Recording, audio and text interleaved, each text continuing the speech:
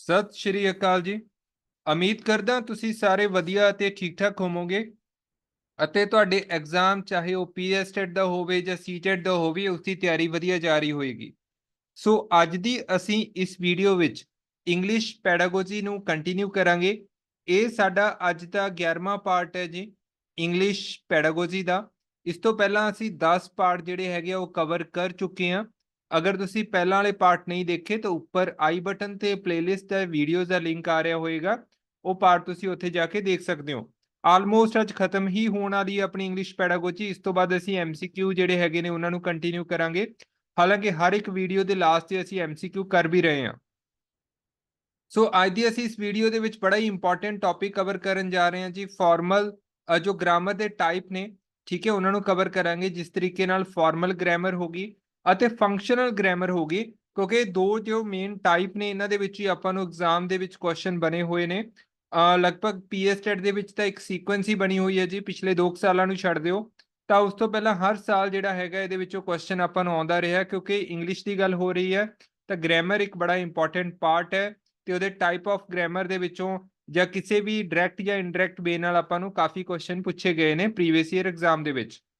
ਸੋ ਚਲੋ ਜੀ ਸਟਾਰਟ ਕਰਦੇ ਹਾਂ। ਸੋ ਪਹਿਲਾਂ ਤਾਂ ਆਪਾਂ ਦੋ ਟਾਈਪ ਹੀ ਇੱਥੇ ਮੇਨ ਪੜਾਂਗੇ, ਜਿਹਦੇ ਵਿੱਚ ਆਪਾਂ ਪਹਿਲੀ ਪੜਾਂਗੇ ਜੀ formal grammar. So first type ਕੀ ਆ ਗਈ ਗ੍ਰਾਮਰ ਦੀ? Formal grammar. ਹੁਣ ਇਹ ਹੁੰਦੀ ਕੀ ਹੈ, ਇਹਦੇ ਸਾਰੇ ਪੁਆਇੰਟ ਤੁਸੀਂ ਨੋਟ ਕਰਨੇ ਆ ਕਿਉਂਕਿ ਇਹਨਾਂ ਦੇ ਵਿੱਚ ਹੀ ਤੁਹਾਡੇ ਕੁਐਸਚਨ ਬਣਨਗੇ। ਪਹਿਲਾਂ ਤਾਂ ਇਹਦੇ ਕੁਝ ਹੋਰ ਨਾਮ ਵੀ ਨੇ।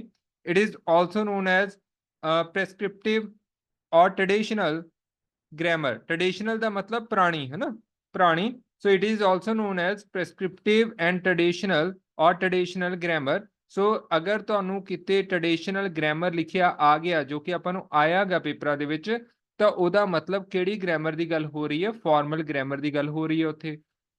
ਅੱਛਾ, ਹੁਣ ਇਹਦੇ ਵਿੱਚ ਹੁੰਦਾ ਕੀ ਹੈ? ਦੇਖੋ, ਹੁਣ ਟ੍ਰੈਡੀਸ਼ਨਲ ਹੈ, ਟ੍ਰੈਡੀਸ਼ਨ ਦਾ ਮਤਲਬ ਪੁਰਾਣੇ ਤਰੀਕੇ ਨਾਲ ਹੀ ਬੱਚਿਆਂ ਨੂੰ ਪੜਾਇਆ ਜਾਊਗਾ।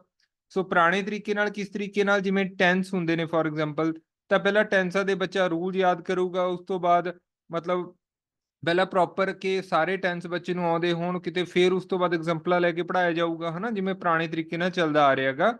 ਸੋ ਟ੍ਰੈਡੀਸ਼ਨਲ ਵੇ ਦੇ ਨਾਲ ਇੱਥੇ ਗ੍ਰਾਮਰ ਨੂੰ ਸਿਖਾਇਆ ਜਾਂਦਾਗਾ। ਸੋ ਇਹਦੇ ਵਿੱਚ ਹੁੰਦਾ ਕੀ ਹੈ? Second point, emphasis on drilling the rules. ਦੇਖੋ, ਬੜਾ ਸ਼ਬਦ ਇੰਪੋਰਟੈਂਟ ਹੈ ਜੀ। ਮਤਲਬ ਪੂਰੇ ਦਾ ਪੂਰਾ ਐਮਫੇਸਿਸ ਦਾ ਮਤਲਬ ਪੂਰਾ ਧਿਆਨ ਕੇਂਦਰਿਤ ਕਿੱਥੇ ਕੀਤਾ ਜਾਂਦਾਗਾ? ਡਰਿਲ ਦਾ ਮਤਲਬ ਹੁੰਦਾ ਰੈਪੀਟੀਟਿਵ ਪ੍ਰੈਕਟਿਸ, ਬਾਰ-ਬਾਰ ਪ੍ਰੈਕਟਿਸ ਕਰੀ ਜਾਓ, ਉਹਨੂੰ ਡਰਿਲ ਬੋਲਦੇ ਹਾਂ ਅਸੀਂ। ਸੋ ਪੂਰੇ ਦਾ ਪੂਰਾ ਧਿਆਨ ਰੂਲਸ ਦੇ ਉੱਪਰ ਜਾਂ ਰੂਲਸ ਦੀ ਪ੍ਰੈਕਟਿਸ ਦੇ ਉੱਪਰ ਦਿੱਤਾ ਜਾਂਦਾਗਾ। ਇਹਦਾ ਮਤਲਬ ਇੱਕ ਤਰ੍ਹਾਂ ਦਾ ਇਹ ਰੋਟ ਕ੍ਰੈਮਿੰਗ ਵਾਲਾ ਕੰਮ ਹੋ ਗਿਆ ਕਿ ਭਾਈ ਪਹਿਲਾਂ ਪੂਰੇ ਦੇ ਪੂਰੇ ਰੂਲ ਯਾਦ ਕਰੋ। ਮੈਂ ਐਗਜ਼ਾਮਪਲ ਲਈ ਹੈ ਟੈਂਸ ਦੀ, ਜਿਵੇਂ ਤੁਸੀਂ ਨੀਚੇ ਟੇਬਲ ਵੀ ਦੇਖ ਸਕਦੇ ਹੋ, ਠੀਕ ਹੈ, ਕਿਉਂਕਿ ਇੱਥੇ ਮੈਂ ਵੈਸੇ ਤਾਂ ਸਾਰਾ ਕੁਝ ਇਦਾਂ ਪੜਾਇਆ ਜਾਊਗਾ ਵੈਸੇ, ਕਿਉਂਕਿ ਇੰਗਲਿਸ਼ ਦੇ ਵਿੱਚ ਮੇਨ ਟੈਂਸ ਆ ਜਾਂਦੇ ਨੇ ਜੀ, ਤਾਂ ਆਪਾਂ ਟੈਂਸ ਦੀ ਐਗਜ਼ਾਮਪਲ ਲਈ ਹੈ। ਕਹਿਣ ਦਾ ਮਤਲਬ ਪੂਰੇ ਦਾ ਪੂਰਾ ਧਿਆਨ ਰੂਲਸ ਦੀ ਪ੍ਰੈਕਟਿਸ ਤੇ ਦਿੱਤਾ ਜਾਊ। ਈਵਨ ਇਕੱਲਾ ਇੰਗਲਿਸ਼ ਦੇ ਵਿੱਚ ਨਹੀਂ ਹੁੰਦਾ ਇਹ, ਈਵਨ ਕਿ ਅਗਰ ਮੈਥ ਦੀ ਗੱਲ ਕਰੀਏ ਤਾਂ ਉਹਦੇ ਵਿੱਚ ਵੀ ਜਿਵੇਂ ਫਾਰਮੂਲੇ ਆ ਜਾਂਦੇ ਨੇ, ਜਿਨ੍ਹਾਂ ਦਾ ਜ਼ਿਕਰ ਆਪਾਂ ਹੁਣ ਕਲਾਸਿਸ ਦੇ ਵਿੱਚ ਵੀ ਕਰ ਰਹੇ ਹਾਂ, ਜੋ ਮੈਥ ਦੀਆਂ ਆਪਣੀਆਂ ਕਲਾਸਿਸ ਲੱਗ ਰਹੀਆਂ ਨੇ, ਤਾਂ ਉਹਦੇ ਵਿੱਚ ਵੀ ਫਾਰਮੂਲੇ ਹੁੰਦੇ ਨੇ, ਫਿਰ ਸਮ ਹੁੰਦੇ ਨੇ, ਹਨਾ। ਸੋ ਅਗਰ ਇੰਗਲਿਸ਼ ਪੁਆਇੰਟ ਆਫ View ਦੇ ਹਿਸਾਬ ਨਾਲ ਦੇਖੀਏ ਤਾਂ ਇਸ ਗ੍ਰਾਮਰ ਵਾਲੇ ਮੈਥਡ ਦੇ ਵਿੱਚ, ਫਾਰਮਲ ਗ੍ਰਾਮਰ ਆਫ ਟੀਚਿੰਗ ਦੇ ਵਿੱਚ ਕੀ ਹੁੰਦਾ ਕਿ ਪੂਰੇ ਦਾ ਪੂਰਾ ਧਿਆਨ ਰੂਲਸ ਦੀ ਪ੍ਰੈਕਟਿਸ ਤੇ ਦਿੱਤਾ ਜਾਂਦਾ ਕਿ ਰੂਲਸ ਨੂੰ ਬੱਚਾ ਬਾਰ-ਬਾਰ ਯਾਦ ਕਰੇ। ਰੋਡ ਕ੍ਰੈਮਿੰਗ ਹੋਗੀ ਇੱਕ ਤਰ੍ਹਾਂ ਦੀ। ਨੈਕਸਟ ਪੁਆਇੰਟ ਆ ਗਿਆ ਜੀ, not based on day to day activity. ਕਿਉਂਕਿ ਟ੍ਰੈਡੀਸ਼ਨਲ ਗ੍ਰਾਮਰ ਹੈ, ਬਸ ਰੂਲ ਯਾਦ ਕਰਨੇ ਨੇ, ਇਸ ਗੱਲ ਤੇ ਧਿਆਨ ਨਹੀਂ ਦਿੱਤਾ ਜਾਂਦਾ ਕਿ ਸਾਡੀ ਰੀਅਲ ਲਾਈਫ ਦੇ ਵਿੱਚ, ਠੀਕ ਹੈ ਜੀ, ਕਿ ਸਾਡੀ ਰੀਅਲ ਲਾਈਫ ਦੇ ਵਿੱਚ ਰੂਲ ਕਿੱਥੇ ਯੂਜ਼ ਹੋ ਰਹੇ ਨੇ, ਕਿਵੇਂ ਅਸੀਂ ਸੈਂਟੈਂਸ ਵਰਤਨੇ ਨੇ ਡੇ ਟੂ ਡੇ ਲਾਈਫ ਦੇ ਵਿੱਚ। ਸੋ ਡੇ ਟੂ ਡੇ ਐਕਟੀਵਿਟੀ ਨੂੰ ਇੱਥੇ ਇਗਨੋਰ ਕੀਤਾ ਜਾਂਦਾ, ਤਾਂ ਕਰਕੇ ਇੱਥੇ ਸ਼ਬਦ ਪਾਇਆ not based on day to day activity. Next ਬੜਾ ਇੰਪੋਰਟੈਂਟ ਪੁਆਇੰਟ ਇੱਥੇ ਲਿਖਿਆ ਹੋਇਆ, IMP ਲਿਖ ਦਿੰਦਾ ਮੈਂ। ਇਹਦੇ ਵਿੱਚ ਜੋ ਗ੍ਰਾਮਰ ਦੇ ਵਿੱਚ ਜੋ ਸਿਖਾਇਆ ਜਾਂਦਾ, ਟਾਊਟ ਵਿਦ ਡਿਡਕਟਿਵ ਮੈਥਡ, ਕਿਹੜੀ ਵਿਧੀ ਦੀ ਵਰਤੋਂ ਕੀਤੀ ਜਾਂਦੀ ਹੈ ਫਾਰਮਲ ਗ੍ਰਾਮਰ ਦੇ ਵਿੱਚ? ਬੜਾ ਇੰਪੋਰਟੈਂਟ ਕੁਐਸਚਨ ਇੱਥੋਂ ਆਪਾਂ ਨੂੰ ਪੇਪਰ ਦੇ ਵਿੱਚ ਆ ਸਕਦਾ ਹੈ। ਤਾਂ ਕਿਹੜੀ ਵਿਧੀ ਆ ਗਈ ਜੀ? ਡਿਡਕਟਿਵ। ਤੋਂ ਦੋ ਤਰ੍ਹਾਂ ਦੀਆਂ ਵਿਧੀਆਂ ਆਪਾਂ ਪੜਿਆ ਹੋਇਆ ਇੰਗਲਿਸ਼ ਦੇ ਵਿੱਚ ਹੀ ਕਰਕੇ ਆਏ ਆ।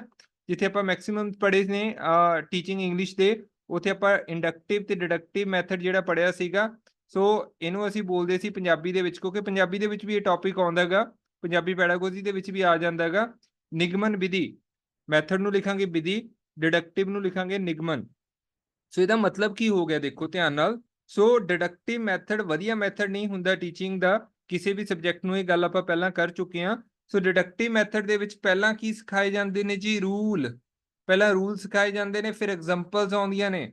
ਸੋ ਇਹ ਹੁੰਦਾ ਗਾ ਡਿਡਕਟਿਵ ਮੈਥਡ। ਠੀਕ ਹੈ, ਕਾਈਂਡਲੀ ਨੋਟ ਕਰ ਲਓ ਇਹਨੂੰ ਕਿ ਫਾਰਮਲ ਮੈਥਡ ਜੋ ਪੁਰਾਣਾ ਮੈਥਡ ਹੈ ਆਪਣਾ, ਟ੍ਰੈਡੀਸ਼ਨਲ ਮੈਥਡ ਹੈ, ਇਹਦੇ ਵਿੱਚ ਜੋ ਸਿਖਾਉਣ ਦਾ ਤਰੀਕਾ ਗਾ ਉਹ ਡਿਡਕਟਿਵ ਹੈਗਾ, ਨਿਗਮਨ ਵਿਧੀ। ਪਹਿਲਾ ਰੂਲ ਫਿਰ ਐਗਜ਼ਾਮਪਲਸ। ਜਿਵੇਂ ਦੇਖੋ ਇੱਥੇ ਤੁਸੀਂ ਧਿਆਨ ਨਾਲ ਫੋਕਸ ਕਰੋ, ਮੰਨ ਲਓ ਟੈਂਸ ਸਿਖਾਉਣੇ ਆ। ਦੇਖੋ ਮੰਨ ਲਓ ਪ੍ਰੈਜ਼ੈਂਟ ਸਿੰਪਲ ਟੈਂਸ ਜਿਹੜਾ ਬੱਚੇ ਨੂੰ ਸਿਖਾਉਣਾ ਗਾ, ਤਾਂ ਇਹਦੇ ਵਿੱਚ ਪਹਿਲਾਂ ਕਿ ਵਰਬ ਦੀ ਪਹਿਲੀ ਫਾਰਮ ਆਏਗੀ, ਰੂਲ ਦੱਸਤਾ ਪਹਿਲਾਂ ਬੱਚੇ ਨੂੰ, ਉਸ ਤੋਂ ਬਾਅਦ ਐਗਜ਼ਾਮਪਲ ਲਈ ਹੈ ਕਿ I eat food. Similarly present continuous ਹੈ ਤਾਂ ਇਜ਼ ਐਮ ਆਰ ਦੇ ਵਿੱਚੋਂ ਇੱਕ ਚੀਜ਼ ਆਊਗੀ, ਫਿਰ ਵਰਬ ਦੀ ਪਹਿਲੀ ਫਾਰਮ ਉਹਦੇ ਨਾਲ ਆਈਐਨਜੀ।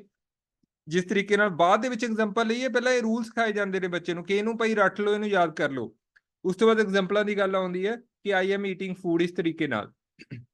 ਸੋ ਇੱਕ ਤਰ੍ਹਾਂ ਦਾ ਜੋ ਫਾਰਮਲ ਗ੍ਰਾਮਰ ਮੈਥਡ ਹੈਗਾ, ਇਹ ਇੱਕ ਤਰ੍ਹਾਂ ਦਾ, ਕਿਉਂਕਿ ਫਾਰਮਲ ਸ਼ਬਦ ਹੀ ਮਤਲਬ ਸਕੂਲੀ ਸਿਸਟਮ ਦੇ ਵਿੱਚ ਜਿਸ ਤਰੀਕੇ ਨਾਲ ਹੁਣ ਤੱਕ ਵਰਤਿਆ ਜਾਂਦਾ ਇਹ, ਤਾਂ ਇਹ ਇੱਕ ਤਰ੍ਹਾਂ ਦਾ ਜੀ ਟੀਚਰ ਸੈਂਟਰਡ ਹੈ। ਇਹਨੂੰ ਧਿਆਨ ਨਾਲ ਨੋਟ ਕਰ ਲਓ ਕਿ ਟੀਚਰ ਨੇ ਬਸ ਰੂਲ ਦੱਸਦੇ ਬੱਚਿਆਂ ਨੂੰ ਕਿ ਬੇਟਾ ਇਹ ਵਾਲੇ ਰੂਲ ਤੁਸੀਂ ਫੋਲੋ ਕਰਨੇ ਨੇ, ਤਾਂ ਕਰਕੇ ਇਸ ਮੈਥਡ ਨੂੰ ਮੈਂ ਥੋੜਾ ਜਿਹਾ ਟੀਚਰ ਸੈਂਟਰਡ ਵੀ ਕਹੂੰਗਾ। ਠੀਕ ਹੈ, ਸਟੂਡੈਂਟ ਸੈਂਟਰਡ ਨਾ ਹੋ ਕੇ ਜਾਂ ਘੱਟ ਹੋ ਕੇ ਜ਼ਿਆਦਾ ਟੀਚਰ ਸੈਂਟਰਡ ਆ। ਸੋ ਸਾਰੇ ਦੇ ਸਾਰੇ ਪੁਆਇੰਟ ਇੱਥੇ ਇੰਪੋਰਟੈਂਟ ਹੀ ਲਿਖੇ ਨੇ ਮੈਂ। ਪਹਿਲਾ ਪੁਆਇੰਟ ਹੈ ਕਿ ਇਹਦੇ ਹੋਰ ਦੋ ਨਾਮ ਕਿਹੜੇ ਨੇ, ਉਹਦੇ ਵਿੱਚੋਂ ਟ੍ਰੈਡੀਸ਼ਨਲ ਗ੍ਰਾਮਰ ਬੜਾ ਇੰਪੋਰਟੈਂਟ ਹੈ। ਇਹਦੇ ਵਿੱਚ ਰੂਲਸ ਦੀ ਡ੍ਰਿਲਿੰਗ ਕਰਵਾਈ ਜਾਂਦੀ ਹੈ day to day life, real life ਦੇ ਵਿੱਚ, ਮਤਲਬ ਇਹ ਰੀਅਲ ਲਾਈਫ ਨਾਲ ਕੋਈ ਰਿਲੇਟ ਨਹੀਂ ਕਰਦੇ। ਠੀਕ ਹੈ, ਕਿ ਰੂਲ ਆਪਾਂ ਕਿੱਥੇ ਲਾਉਣੇ ਆ ਰੋਜ਼ਾਨਾ ਜ਼ਿੰਦਗੀ ਦੇ ਵਿੱਚ। ਇਸ ਤੋਂ ਇਲਾਵਾ ਇਹਦੇ ਵਿੱਚ ਪੜਾਉਣ ਦਾ ਮੈਥਡ ਕੀ ਹੈ, ਜੋ ਕਿ ਬਹੁਤ ਜ਼ਿਆਦਾ ਇੰਪੋਰਟੈਂਟ ਪੁਆਇੰਟ ਹੈ। ਡਿਡਕਟਿਵ ਮੈਥਡ ਕਹਿਣ ਦਾ ਮਤਲਬ ਪਹਿਲਾਂ ਰੂਲ ਦੱਸੇ ਜਾਂਦੇ ਨੇ, ਫਿਰ ਐਗਜ਼ਾਮਪਲ ਦੀ ਗੱਲ ਆਉਂਦੀ ਹੈ, ਅਤੇ ਜ਼ਿਆਦਾ ਚਾਈਲਡ ਸੈਂਟਰਡ ਨਾ ਹੋ ਕੇ ਮੈਥਡ ਥੋੜਾ ਕੀ ਹੈ ਜੀ, ਟੀਚਰ ਸੈਂਟਰਡ ਹੈ। ਹਾਂਜੀ, ਸੈਕਿੰਡ ਨੰਬਰ ਤੇ ਅਸੀਂ ਪੜਾਂਗੇ ਸੈਕਿੰਡ ਟਾਈਪ ਫੰਕਸ਼ਨਲ ਗ੍ਰਾਮਰ। ਇਹ ਵੀ ਬੜਾ ਇੰਪੋਰਟੈਂਟ ਹੈ। ਇਹਨੂੰ ਮੈਂ ਕੰਟੀਨਿਊ ਕਰਨ ਤੋਂ ਪਹਿਲਾਂ ਹੀ ਦੱਸ ਦਿਆਂ ਕਿ ਅਗਰ ਤੁਹਾਨੂੰ ਪਹਿਲਾਂ ਵਾਲਾ ਸਮਝ ਆ ਗਿਆ ਨਾ, ਇਹਨੂੰ ਬਿਲਕੁਲ ਉਹਦਾ ਉਲਟਾ ਕਰ ਦਿਓ, ਬਿਲਕੁਲ ਉਹਦਾ ਆਪੋਜ਼ਿਟ ਕਰ ਦਿਓ, ਤਾਂ ਤੁਹਾਨੂੰ ਫੰਕਸ਼ਨਲ ਗ੍ਰਾਮਰ ਜਿਹੜਾ ਹੈਗਾ ਉਹ ਆਪਣੇ ਆਪ ਹੀ ਸਮਝ ਆ ਜਾਊਗਾ। ਸੋ ਇਹਨੂੰ ਕੰਟੀਨਿਊ ਕਰਨ ਤੋਂ ਪਹਿਲਾਂ ਮੈਂ ਦੱਸ ਦਿਆਂ ਕਿ ਇਸ ਚੈਨਲ ਦੇ ਉੱਪਰ ਆਪਣੇ CDP ਦਾ ਕੰਪਲੀਟ ਕੋਰਸ ਜਿਹੜਾ ਹੈਗਾ ਜੀ, ਉਹ ਕੰਪਲੀਟ ਕੀਤਾ ਗਿਆ 38 ਵੀਡੀਓਜ਼ ਦੇ ਵਿੱਚ। ਉਸ ਤੋਂ ਬਾਅਦ 2-3 ਵੀਡੀਓ MCQ ਦੀ ਵੀ ਆ ਗਈਆਂ, ਟੋਟਲ 40 ਵੀਡੀਓ ਹੁਣ ਤੱਕ ਹੋ ਚੁੱਕੀਆਂ ਨੇ। ਸੋ CDP ਦਾ ਅਗਰ ਤੁਸੀਂ ਕੋਰਸ ਨਹੀਂ ਦੇਖਿਆ ਤਾਂ ਉੱਪਰ ਆਈ ਬਟਨ ਤੇ ਜਾਂ ਪਲੇਲਿਸਟ ਤੇ ਜਾ ਕੇ ਤੁਸੀਂ ਦੇਖ ਸਕਦੇ ਹੋ, ਚੈਨਲ ਦੀ ਪਲੇਲਿਸਟ ਤੇ ਜਾ ਕੇ ਪ੍ਰੋਪਰ ਵੇ ਨਾਲ ਕਵਰ ਕੀਤਾ ਹੋਇਆ, ਜਿਹਦੇ ਵਿੱਚ ਮੈਂ ਘੱਟੋ ਘੱਟ ਸਬਜੈਕਟ ਪੈਡਾਗੋਜੀ ਵੀ ਕਵਰ ਕਰਨ ਦੀ ਕੋਸ਼ਿਸ਼ ਕੀਤੀ ਹੈ। 20 ਨੰਬਰ ਅਗਰ PSET ਦੇ ਪੁਆਇੰਟ ਆਫ ਵਿਊ ਨਾਲ ਦੇਖੀਏ ਤਾਂ 38 ਵੀਡੀਓ ਬੜੀਆਂ ਇੰਪੋਰਟੈਂਟ ਨੇ ਤੁਹਾਡੇ ਲਈ, ਜਿਨ੍ਹਾਂ ਦੇ ਵਿੱਚ 50 ਨੰਬਰ ਜਿਹੜੇ ਤੁਸੀਂ ਪੱਕੇ ਕਰ ਸਕਦੇ ਹੋ। ਇਹ ਨਹੀਂ ਕਿ ਕੱਲੀ ਥਿਊਰੀ ਕਰਵਾਈ ਹੈ ਜਾਂ ਕੱਲੇ MCQ ਕਰਵਾਏ ਆ। ਪਹਿਲਾਂ ਥਿਊਰੀ ਕਰਵਾਈ ਗਈ ਹੈ, ਲੇਟਰ ਔਨ ਉਹਦੇ ਨਾਲ ਰਿਲੇਟਡ ਜੋ ਵੀ ਇੰਪੋਰਟੈਂਟ ਪ੍ਰੀਵੀਅਸ ਈਅਰ MCQ ਨੇ ਉਹ ਵੀ ਕਰਵਾਏ ਗਏ ਨੇ। ਇਸ ਤੋਂ ਇਲਾਵਾ EVS ਵੀ ਆਪਣਾ ਕੰਟੀਨਿਊ ਹੈ। EVS ਦੇ ਨਾਲ ਨਾਲ ਮੈਥਮੈਟਿਕਸ, ਉਹਦੇ ਵਿੱਚੋਂ ਮੋਸਟਲੀ ਆਪਾਂ ਪੇਪਰ 1 ਲਈ ਜਾ ਰਹੇ ਹਾਂ, ਬਟ ਬਹੁਤੇ ਟੌਪਿਕ ਇਦਾਂ ਦੇ ਨੇ ਜੋ ਪੇਪਰ 2 ਲਈ ਵੀ ਵੈਲਿਡ ਨੇ। ਸੋ ਉਹ ਵਾਲੀਆਂ ਵੀਡੀਓ ਵੀ ਤੁਸੀਂ ਚੈਨਲ ਤੇ ਦੇਖ ਸਕਦੇ ਹੋ। ਚਲੋ ਸਟਾਰਟ ਕਰਦੇ ਹਾਂ ਆਪਾਂ ਫੰਕਸ਼ਨਲ ਗ੍ਰਾਮਰ ਦੇ ਬਾਰੇ। ਇਹਦਾ ਨਾਮ ਕੀ ਹੈ ਜੀ? ਇਹਦਾ ਦੂਸਰਾ ਨਾਮ ਹੈਗਾ ਡਿਸਕ੍ਰਿਪਟਿਵ ਗ੍ਰਾਮਰ ਜਾਂ ਮਾਡਰਨ ਗ੍ਰਾਮਰ ਇਹਨੂੰ ਬੋਲ ਸਕਦੇ ਆ, ਇਨਸੀਡੈਂਟਲ ਵੀ ਬੋਲ ਦਿੰਦੇ ਆ ਕਈ ਵਾਰ। So it is also known as descriptive or modern grammar. ਮਤਲਬ ਮਾਡਰਨ ਹੈ ਇਹਦਾ ਮਤਲਬ ਵਧੀਆ ਗਈ ਹੈ ਨਾ, ਅੱਜ ਵਾਲੇ ਸਮੇਂ ਦੇ ਹਿਸਾਬ ਨਾਲ ਇਦਾਂ ਆਪਾਂ ਬੋਲ ਸਕਦੇ ਹਾਂ। ਸੋ ਇਹਦੇ ਵਿੱਚ ਬਿਲਕੁਲ ਉਲਟਾ ਹੈ ਜੀ। ਦੇਖੋ ਧਿਆਨ ਨਾਲ ਕੀ ਹੈ, ਰੂਲਸ ਆਫ ਗ੍ਰਾਮਰ ਆਰ ਅਕਵਾਇਰਡ ਅਨਕੌਂਸ਼ੀਅਸਲੀ। ਮਤਲਬ ਸਾਨੂੰ ਬੱਚਿਆਂ ਨੂੰ ਰੂਲ ਜਿਹੜੇ ਹੈਗੇ ਨੇ ਗ੍ਰਾਮਰ ਦੇ ਉਹ ਸਿਖਾਉਣ ਦੀ ਲੋੜ ਨਹੀਂ ਪੈਂਦੀ। ਸਾਨੂੰ ਬੱਚੇ ਨੂੰ ਇਹ ਨਹੀਂ ਕਹਿਣਾ ਪੈਂਦਾ ਕਿ ਤੁਸੀਂ ਰੂਲਾਂ ਤੇ ਪਹਿਲਾਂ ਜਿਵੇਂ 10 ਸਿੱਖਣੇ ਆ ਤਾਂ ਰੂਲਾਂ ਤੇ ਰੱਟਾ ਲਾਓ। ਜਿਹੜਾ ਬੱਚਾ ਰੂਲ ਹੈ ਗ੍ਰਾਮਰ ਦੇ, ਉਹ ਮਤਲਬ ਅਚੇਤਨ ਮਨ ਦੇ ਨਾਲ ਹੀ ਅਕਵਾਇਰ ਕਰ ਲੈਂਦਾ, ਬਹੁਤਾ ਉਹਨੂੰ ਮਤਲਬ ਧਿਆਨ ਨਹੀਂ ਲਾਉਣਾ ਪੈਂਦਾ ਹੈ ਨਾ, ਕਿਉਂਕਿ ਪਹਿਲਾਂ ਐਗਜ਼ਾਮਪਲ ਹੋਣਗੀਆਂ, ਐਗਜ਼ਾਮਪਲਾਂ ਤੋਂ ਹੀ ਰੂਲ ਸਿੱਖ ਲੂਗਾ। ਤਾਂ ਕਰਕੇ ਇੱਥੇ ਲਿਖਿਆ ਹੋਇਆ ਕਿ ਰੂਲ ਆਫ ਗ੍ਰਾਮਰ ਆਰ ਅਕਵਾਇਰਡ ਅਨਕੌਂਸ਼ੀਅਸਲੀ, ਮਤਲਬ ਬਹੁਤ ਜ਼ਿਆਦਾ ਜਿਹੜਾ ਹੈਗਾ ਰੋਡ ਕ੍ਰੈਮਿੰਗ ਨਹੀਂ ਕਰਨ ਦੀ ਲੋੜ ਪੈਂਦੀ ਰੂਲਸ ਨੂੰ, ਬੱਚਾ ਆਪਣੇ ਆਪ ਸਿੱਖ ਜਾਂਦਾ ਟਾਈਮ ਦੇ ਨਾਲ। ਸੋ ਇਸ ਤੋਂ ਬਾਅਦ it is based on day to day activity. ਬੜੀ ਇੰਪੋਰਟੈਂਟ ਲਾਈਨ ਹੈ ਜੀ, ਮਤਲਬ ਜੋ ਵੀ ਇਹ ਵਾਲੀ ਗ੍ਰਾਮਰ ਹੈ, ਠੀਕ ਹੈ, ਇਹ ਚੀਜ਼ਾਂ ਨੂੰ ਰੀਅਲ ਲਾਈਫ ਨਾਲ ਰਿਲੇਟ ਕਰਕੇ ਦੱਸਦੀ ਹੈ, ਡੇ ਟੂ ਡੇ ਐਕਟੀਵਿਟੀ ਨਾਲ ਰਿਲੇਟ ਕਰਦੀ ਹੈ ਜੋ ਵੀ ਸਟੱਡੀ ਹੈਗੀ। ਨੈਕਸਟ ਫਿਰ ਤੋਂ ਇੰਪੋਰਟੈਂਟ ਆ ਗਿਆ, ਇਹਦੇ ਵਿੱਚ ਕਿਵੇਂ ਟੌਟ ਕੀਤਾ ਜਾਂਦਾ ਹੈ, ਟੌਟ ਵਿਦ ਇੰਡਕਟਿਵ ਮੈਥਡ। ਧਿਆਨ ਨਾਲ ਦੇਖੋ, ਇੱਥੇ ਉੱਥੇ ਡਿਡਕਟਿਵ ਸੀ ਜੀ, ਇੱਥੇ ਇੰਡਕਟਿਵ ਹੈ। ਇੰਡਕਟਿਵ ਦਾ ਮਤਲਬ ਮੈਂ ਪੰਜਾਬੀ ਦੇ ਵਿੱਚ ਇੱਥੇ ਦੱਸਦਾ, ਕਿਉਂਕਿ ਪੰਜਾਬੀ ਲਈ ਵੀ ਬੜਾ ਇੰਪੋਰਟੈਂਟ ਕੁਐਸਚਨ ਹੈ ਇਹ, ਆਗਮਨ ਵਿਧੀ। ਸੋ ਇੱਥੇ ਆਗਮਨ ਵਿਧੀ ਨਾਲ ਬੱਚੇ ਨੂੰ ਪੜਾਇਆ ਜਾਂਦਾ ਜੀ, ਇੰਡਕਟਿਵ ਮੈਥਡ ਦੇ ਨਾਲ ਫੰਕਸ਼ਨਲ ਗ੍ਰਾਮਰ ਦੇ ਵਿੱਚ, ਕਿਉਂਕਿ ਮਾਡਰਨ ਮੈਥਡ ਹੈ ਤਾਂ ਕਰਕੇ ਹੁਣ ਆਪਾਂ ਪੜਿਆ ਹੋਇਆ ਕਿ ਇੰਡਕਟਿਵ ਵਧੀਆ ਮੈਥਡ ਹੁੰਦਾ ਡਿਡਕਟਿਵ ਨਾਲੋਂ। ਤਾਂ ਕਰਕੇ ਜੋ ਫਾਰਮਲ ਦੇ ਨਾਲੋਂ ਜਿਹੜਾ ਫੰਕਸ਼ਨਲ ਗ੍ਰਾਮਰ ਪੜਾਉਣ ਦਾ ਮੈਥਡ ਹੈ, ਕਿਹੜਾ ਮੈਥਡ ਹੋ ਗਿਆ ਸਾਡਾ? ਬੈਸਟ ਮੈਥਡ ਹੋ ਗਿਆ ਜੀ। ਕਈ ਵਾਰ ਪੁੱਛ ਲਿਆ ਜਾਂਦਾ ਕਿ ਗ੍ਰਾਮਰ ਨੂੰ ਪੜਾਉਣ ਦਾ ਕਿਹੜਾ ਬੈਸਟ ਮੈਥਡ ਹੈਗਾ। ਵੈਸੇ ਤਾਂ ਗ੍ਰਾਮਰ ਦੇ ਕਈ ਤਰ੍ਹਾਂ ਦੇ ਮੈਥਡ ਆਪਾਂ ਨੂੰ ਬੁੱਕਸ ਵਿੱਚ ਲਿਖੇ ਮਿਲ ਜਾਣਗੇ, ਜਿਸ ਤਰੀਕੇ ਨਾਲ ਯੂਨੀਵਰਸਲ ਮੈਥਡ ਹੋ ਗਿਆ, ਇਸ ਤਰੀਕੇ ਨਾਲ ਯੂਨੀਵਰਸਲ ਗ੍ਰਾਮਰ ਹੋ ਗਈ, ਮੈਥਡ ਨਹੀਂ ਗ੍ਰਾਮਰ ਕਹਾਂਗੇ। ਵੈਸੇ ਤਾਂ ਕਈ ਤਰ੍ਹਾਂ ਦੀ ਆਪਾਂ ਨੂੰ ਗ੍ਰਾਮਰ ਦੇਖਣ ਨੂੰ ਮਿਲਦੀ ਹੈ, ਜਿਵੇਂ ਆਪਾਂ ਪੜ੍ਹ ਰਹੇ ਹਾਂ ਫਾਰਮਲ ਤੇ ਫੰਕਸ਼ਨਲ। ਸਿਮਿਲਰਲੀ ਕਈ ਜਗ੍ਹਾ ਤੇ ਤੁਸੀਂ ਯੂਨੀਵਰਸਲ ਜਾਂ ਪੈਡਾਗੋਜਿਕ ਇਸ ਤਰੀਕੇ ਦੇ ਵਰਡ ਵੀ ਦੇਖੋਗੇ, ਬਟ ਪੁਆਇੰਟ ਆਫ ਵਿਊ ਅਗਰ ਪੇਪਰ ਦਾ ਦੇਖੀਏ ਤਾਂ ਆਪਣੇ ਲਈ ਫਾਰਮਲ ਤੇ ਫੰਕਸ਼ਨਲ ਹੀ ਜ਼ਿਆਦਾ ਇੰਪੋਰਟੈਂਟ ਨੇ।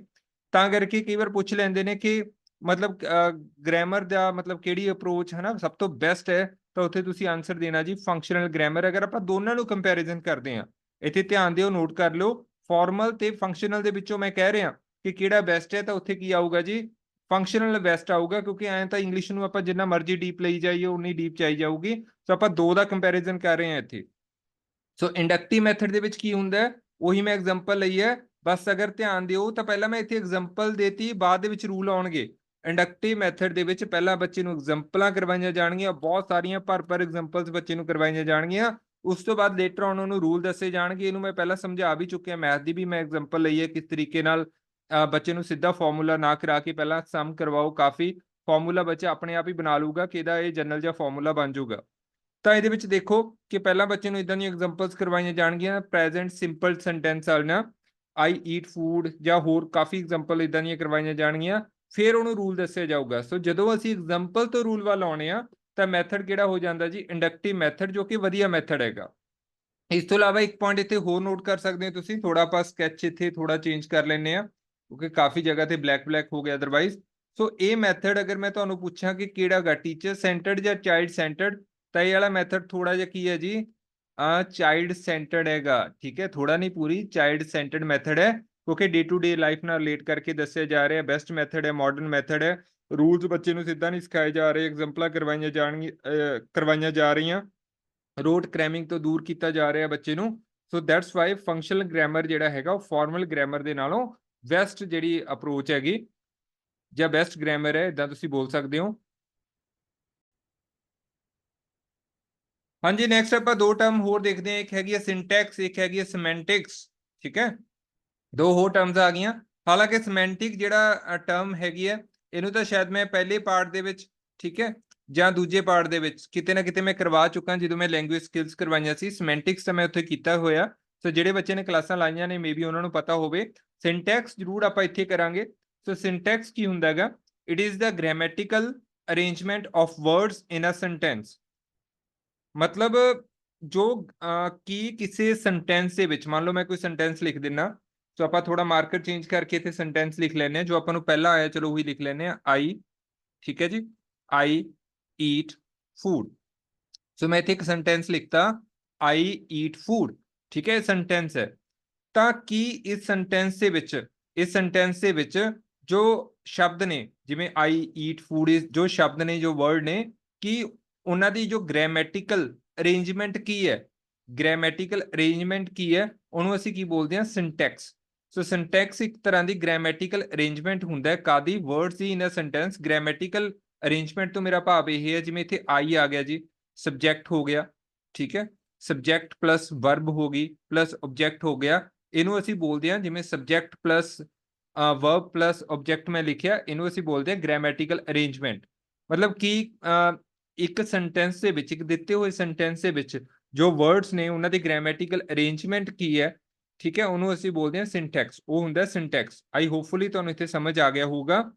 ਜਾਂ ਕਈ ਵਾਰ ਇਹ ਪੁੱਛ ਲਿਆ ਜਾਂਦਾ ਕਿ ਤੁਹਾਨੂੰ ਇੱਕ ਸੈਂਟੈਂਸ ਦਿੱਤਾ ਹੋਊਗਾ ਕਿ ਇਹਦਾ ਸਿੰਟੈਕਸ ਸਹੀ ਹੈ, ਕਈ ਵਾਰ ਇਹ ਪੁੱਛ ਲੈਂਦੇ ਨੇ ਕਿ ਇਹਦਾ ਸਿੰਟੈਕਸ ਸਹੀ ਹੈ। ਸੋ ਇਹਦਾ ਮਤਲਬ ਇਹ ਹੁੰਦਾ ਹੈ ਕਿ ਉਹਦੇ ਵਿੱਚ ਜੋ ਗ੍ਰਾਮੈਟੀਕਲ ਅਰੇਂਜਮੈਂਟ ਹੈ, ਵੀ ਗ੍ਰਾਮਰ ਦੇ ਅਕੋਰਡਿੰਗ ਉਹ ਸਹੀ ਬਣਦਾ ਪਿਆਗਾ, ਠੀਕ ਹੈ, ਜੇ ਸਹੀ ਬਣਦਾ ਪਿਆ ਤਾਂ ਉਹਦਾ ਸਿੰਟੈਕਸ ਸਹੀ ਹੈ, ਜੇ ਸਹੀ ਨਹੀਂ ਬਣਦਾ ਪਿਆ ਤਾਂ ਉਹਦਾ ਸਿੰਟੈਕਸ ਕੀ ਹੈ, ਗਲਤ ਹੈ। ਸੋ ਗ੍ਰਾਮੈਟੀਕਲ ਅਰੇਂਜਮੈਂਟ ਹੁੰਦਾ ਜੀ, ਠੀਕ ਹੈ, ਵਰਡਸ ਦਾ ਸੈਂਟੈਂਸ ਦੇ ਵਿੱਚ, ਉਹਨੂੰ ਕੀ ਬੋਲਦੇ ਹਾਂ ਅਸੀਂ, ਸਿੰਟੈਕਸ। ਫॉर एग्जांपल ਦੇਖੋ, ਜਿਵੇਂ ਇਹੀ ਹੈ, ਆਈ ਈਟ ਫੂਡ, ਠੀਕ ਹੈ। ਸੋ ਅਗਰ ਮੈਂ ਪੁੱਛ ਲਾਂ ਕਿ ਇਹਦਾ ਸਿੰਟੈਕਸ ਸਹੀ ਹੈ, ਠੀਕ ਹੈ, ਜਾਂ ਮੈਂ ਇਦਾਂ ਲਿਖ ਦਿੰਨਾ, ਸਿੰਟੈਕਟਿਕਲੀ, ਸਿੰਟੈਕਟਿਕਲੀ ਕਿ ਇਹ ਸੈਂਟੈਂਸ ਜੋ ਮੈਂ ਲਿਖਿਆ, ਆਈ ਈਟ ਫੂਡ, ਕਿ ਇਹ ਸਿੰਟੈਕਟਿਕਲੀ ਸਹੀ ਹੈ, ਤਾਂ ਮੇਰੇ ਕਹਿਣ ਦਾ ਮਤਲਬ ਇਹ ਹੋਇਆ ਕਿ ਇਹਦੇ ਵਿੱਚ ਗ੍ਰਾਮਰ ਦੇ ਅਕੋਰਡਿੰਗ ਬਿਲਕੁਲ ਸਹੀ ਸਭ ਕੁਝ ਲੱਗਿਆ ਹੋਇਆਗਾ। ਤਾਂ ਇਹਦੇ ਵਿੱਚ ਦੇਖੋ, ਸਬਜੈਕਟ ਆਈ ਹੈ, ਫਿਰ ਵਰਬ ਹੈ, ਫਿਰ ਆਬਜੈਕਟ ਹੈ, ਤਾਂ ਬਿਲਕੁਲ ਸਹੀ ਹੈ ਜੀ ਇਹ ਗ੍ਰਾਮੈਟੀਕਲ ਅਰੇਂਜਮੈਂਟ ਇਹਦਾ ਬਿਲਕੁਲ ਸਹੀ ਹੈ, ਤਾਂ ਇਹਦਾ ਮਤਲਬ ਮੈਂ ਕਹੂੰਗਾ ਕਿ ਇਹਦਾ ਇਹ ਸਿੰਟੈਕਟੀਕਲੀ ਵੀ ਸਹੀ ਹੈ ਸੈਂਟੈਂਸ, ਠੀਕ ਹੈ। ਸੋ ਗ੍ਰਾਮੈਟੀਕਲੀ ਅਰੇਂਜਮੈਂਟ ਨੂੰ ਅਸੀਂ ਬੋਲਦੇ ਹਾਂ ਸਿੰਟੈਕਸ। ਇਸ ਤੋਂ ਬਾਅਦ ਆਪਾਂ ਗੱਲ ਕਰਦੇ ਹਾਂ ਸਿਮੈਂਟਿਕਸ ਦੀ। ਤਾਂ ਸਿਮੈਂਟਿਕਸ ਜਿੱਥੇ ਸ਼ਬਦ ਆ ਗਿਆ ਨਾ ਸਿਮੈਂਟਿਕਸ, ਤਾਂ ਸਿਮੈਂਟਿਕਸ ਦਾ ਅਰਥ ਹੁੰਦਾ ਜੀ ਮੀਨਿੰਗ। ਸਿਮੈਂਟਿਕਸ ਦਾ ਅਰਥ ਹੁੰਦਾ ਮੀਨਿੰਗ ਨਾਲ। ਇਹਨੂੰ ਅਸੀਂ ਆਈ ਥਿੰਕ ਪਾਰਟ 1 ਪਾਰਟ 2 ਦੇ ਵਿੱਚ ਅਸੀਂ ਡਿਟੇਲ ਦੇ ਵਿੱਚ ਕਰ ਚੁੱਕੇ ਹਾਂ, ਜਿੱਥੇ ਅਸੀਂ ਕਾਫੀ ਐਗਜ਼ਾਮਪਲਸ ਲਈਆਂ ਸੀਗੀਆਂ। ਤਾਂ it is a study of meaning in a language. ਤਾਂ ਸਿੱਧਾ ਕੁਐਸਚਨ ਆਪਾਂ ਨੂੰ ਪੇਪਰ ਦੇ ਵਿੱਚ ਆਉਂਦਾ ਹੈ ਕਿ ਲੈਂਗੁਏਜ ਦੇ ਵਿੱਚ ਮੀਨਿੰਗ ਦੀ ਸਟੱਡੀ ਨੂੰ ਕੀ ਕਹਿੰਦੇ ਨੇ। ਮਤਲਬ ਮੀਨਿੰਗ ਕਿਸੇ ਵੀ ਵਰਡ ਦਾ ਹੋ ਸਕਦਾ, ਕਿਸੇ ਵੀ ਸੈਂਟੈਂਸ ਦਾ ਹੋ ਸਕਦਾ, ਤਾਂ ਮੀਨਿੰਗ ਦੀ ਸਟੱਡੀ ਨੂੰ ਅਸੀਂ ਕੀ ਬੋਲਦੇ ਹਾਂ ਜੀ, ਸਿਮੈਂਟਿਕਸ। ਮੀਨਿੰਗ ਦੀ ਸਟੱਡੀ ਨੂੰ ਬੋਲਦੇ ਹਾਂ ਸਿਮੈਂਟਿਕਸ, ਠੀਕ ਹੈ। ਆਈ ਹੋਪ ਕਿ ਤੁਸੀਂ ਸਮਝ ਗਏ ਹੋਵੋਗੇ। ਹੁਣ ਆਪਾਂ ਇੱਕ ਐਗਜ਼ਾਮਪਲ ਨਾਲ ਦੋਨੋਂ ਕਵਰ ਕਰਦੇ ਹਾਂ, ਇੱਕ ਐਗਜ਼ਾਮਪਲ ਨਾਲ ਦੋਨੋਂ ਕਵਰ ਕਰਦੇ ਹਾਂ। ਸਿਮੈਂਟਿਕਸ ਦਾ ਮਤਲਬ ਤਾਂ ਮੀਨਿੰਗ ਨਾਲ ਹੈ, ਸਿੰਟੈਕਸ ਦਾ ਮਤਲਬ ਗ੍ਰਾਮੈਟੀਕਲ ਅਰੇਂਜਮੈਂਟ ਨਾਲ ਹੈ, ਠੀਕ ਹੈ। ਦੋਨੋਂ ਚੀਜ਼ਾਂ ਅਲੱਗ-ਅਲੱਗ ਨੇ। ਹੁਣ ਮੈਂ ਇੱਥੇ ਸੈਂਟੈਂਸ ਲਿਖਤਾ, ਰਾਮ ਡਰਾਈਵਸ ਅ ਬਾਈਸਾਈਕਲ, ਠੀਕ ਹੈ। ਰਾਮ ਕਿਸੇ ਦਾ ਨਾਮ ਹੈ, ਡਰਾਈਵਸ ਅ ਬਾਈਸਾਈਕਲ, ਠੀਕ ਹੈ। ਉਹਦੇ ਵਿੱਚ ਵੀ ਉਹੀ ਅਰੇਂਜਮੈਂਟ ਹੈ ਨਾ, ਸਬਜੈਕਟ, ਕਿਉਂਕਿ ਬੇਸਿਕ ਢਾਂਚਾ ਤਾਂ ਹਰ ਇੱਕ ਸੈਂਟੈਂਸ ਦਾ ਉਹੀ ਹੈ, subject plus verb plus subject. Basic ਜਿਹੜਾ ਸਟਰਕਚਰ ਰਹਿੰਦਾ ਉਹ ਸੈਂਟੈਂਸ ਦਾ ਉਹ ਤਾਂ ਇਹੀ ਰਹਿੰਦਾ ਹੈਗਾ ਜੀ। ਮੈਂ ਤੁਹਾਨੂੰ ਪਹਿਲਾਂ ਇਹ ਪੁੱਛ ਲਾਂ ਕਿ ਇਹ ਸਿਮੈਂਟਿਕਲੀ, ਇੱਕ ਤਾਂ ਮੈਂ ਉੱਤੇ ਲਿਖਿਆ ਸੀ ਦੇਖੋ ਸਿੰਟੈਕਟਿਕਲੀ, ਹੁਣ ਮੈਂ ਇੱਕ ਸ਼ਬਦ ਹੋਰ ਪਾ ਦੇਣਾ ਸਿਮੈਂਟਿਕਲੀ, ਕਿਉਂਕਿ ਦੋਨੇ ਕਈ ਵਾਰ ਇਕੱਠੇ ਪੁੱਛੇ ਜਾਂਦੇ ਆ, ਤਾਂ ਕਰਕੇ ਮੈਂ ਇੱਥੇ ਲਿਖ ਲਏ ਦੋਨੋਂ ਸਿਮੈਂਟਿਕਲੀ। ਮੈਂ ਤੁਹਾਨੂੰ ਥੱਲੇ ਵਾਲਾ ਸੈਂਟੈਂਸ, ਪਹਿਲਾਂ ਮੈਨੂੰ ਉੱਪਰਲਾ ਸੈਂਟੈਂਸ ਤੁਸੀਂ ਖੁਦ ਸੋਚੋ ਕਿ ਸਹੀ ਹੈ, ਦੋਨੋਂ ਤਰੀਕੇ ਨਾਲ ਸਹੀ ਹੈ। ਉੱਪਰਲਾ ਸੈਂਟੈਂਸ ਦੇਖੋ ਮੈਂ ਕੀ ਲਿਖਿਆ ਸੀ, ਆਈ ਈਟ ਫੂਡ, ਠੀਕ ਹੈ, ਆਈ ਈਟ ਫੂਡ। ਹੁਣ ਇਹ ਵਾਲਾ ਸੈਂਟੈਂਸ ਮੇਰਾ ਸਿੰਟੈਕਟਿਕਲੀ ਵੀ ਸਹੀ ਹੈ, ਕਿਉਂਕਿ subject verb object grammatical arrangement ਸਹੀ ਹੈ, ਬਿਲਕੁਲ ਓਕੇ ਹੈ। ਸਿਮੈਂਟਿਕਲੀ ਵੀ ਸਹੀ ਹੈ, ਠੀਕ ਹੈ ਜੀ।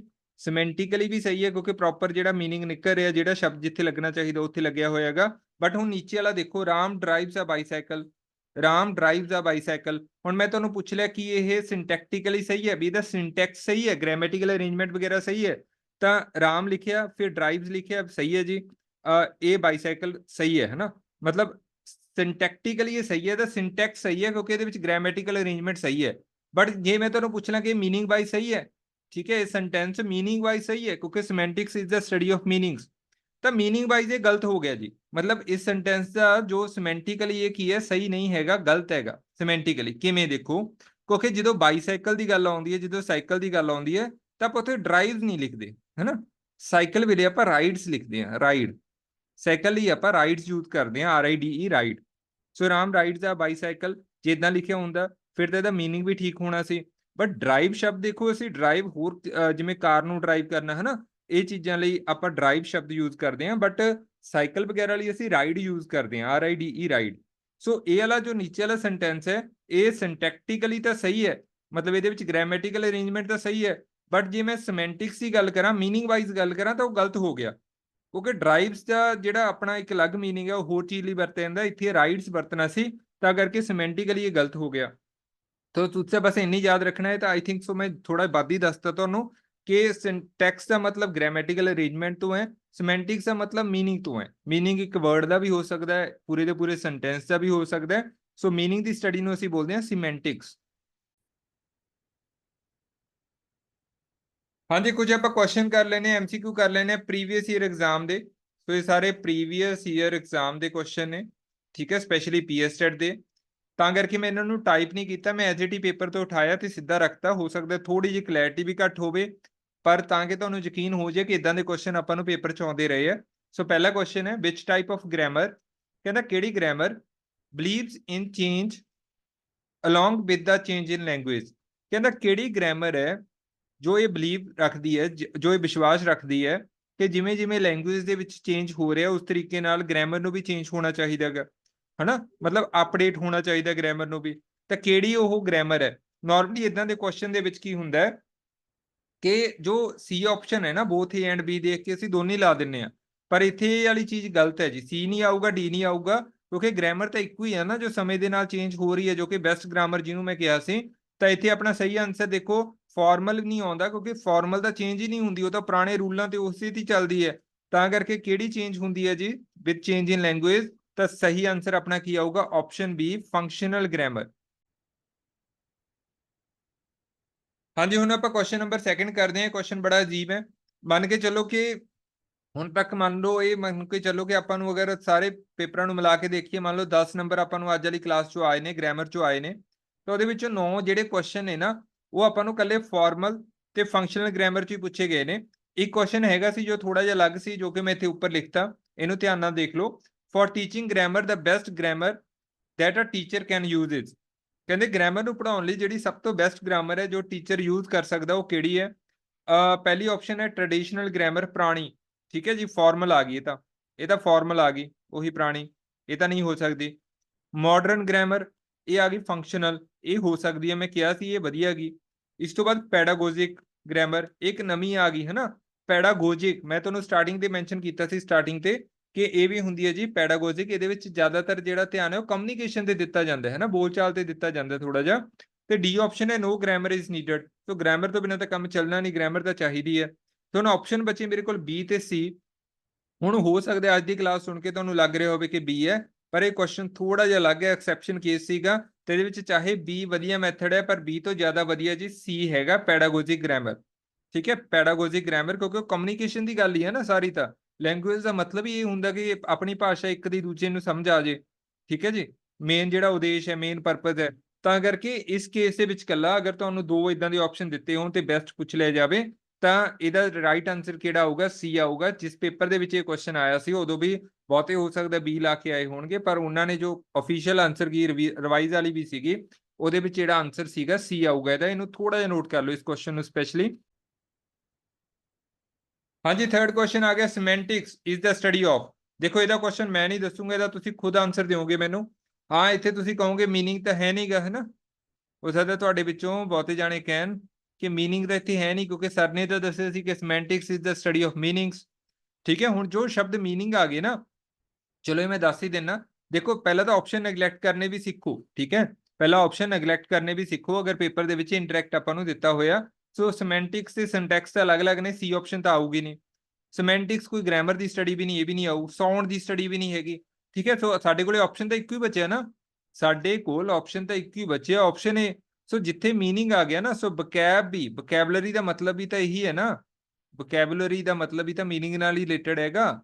ਸੋ semantics is the study of meaning. ਠੀਕ ਹੈ, ਜਾਂ is the study of vocabulary, ਇਦਾਂ ਵੀ ਅਸੀਂ ਬੋਲ ਸਕਦੇ ਹਾਂ। ਤਾਂ ਕਰਕੇ ਆਪਣਾ ਆਪਸ਼ਨ ਕਿਹੜਾ ਬਣਦਾ ਸੀ? ਏ ਬਣਦਾ ਸੀ। ਅਗਰ ਤੁਸੀਂ ਆਪਸ਼ਨ ਨੈਗਲੈਕਟ ਕਰਕੇ ਵੀ ਚੱਲੋ ਨਾ, ਤਾਂ ਵੀ ਤੁਸੀਂ ਅਸਲੀ ਜਿਹੜੇ ਆਪਸ਼ਨ ਹੈ ਉਹਨਾਂ ਤੱਕ ਪਹੁੰਚ ਸਕਦੇ ਹੋ, ਜੋ ਵੀ ਆਪਣਾ ਰਾਈਟ ਆਨਸਰ ਹੋਏਗਾ।